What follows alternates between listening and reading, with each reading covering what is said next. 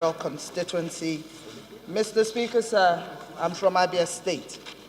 Mr. Speaker, I shall start with a quote from John Adams, President John Adams, where he says that democracy does not work, we make democracy work.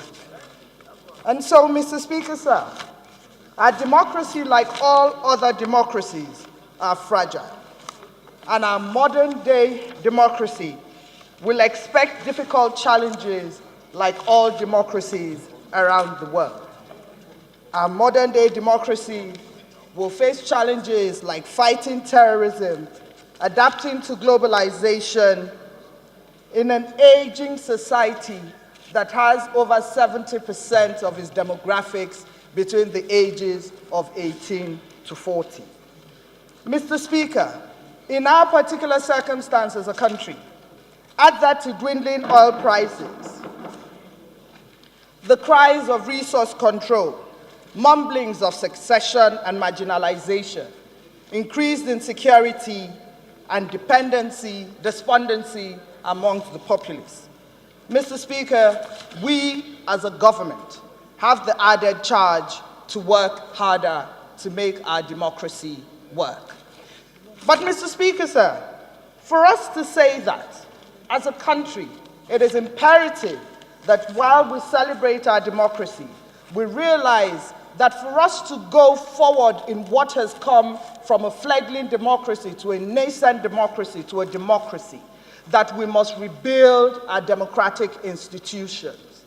That, Mr. Speaker, it is imperative that in rebuilding these democratic institutions, that we have a very strong ruling party, but also an equally strong opposition party, because both of them are the bastion of a true and clear democracy.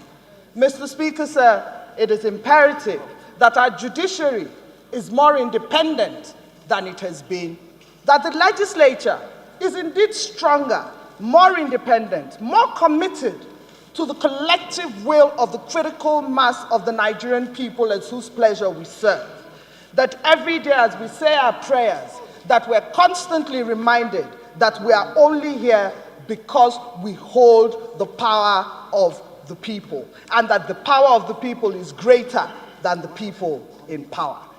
Mr. Speaker, sir, it is my belief that as we celebrate our democracy, that we as the leaders of this democracy, we as the people who are the drivers of this democracy, insist that the executive arm of government drives a democracy where the truest words of democracy, like liberty, freedom, equality, lack of discrimination, constitutionalism, fairness, liberty, the ability to grow, with a free press and a strong civil society.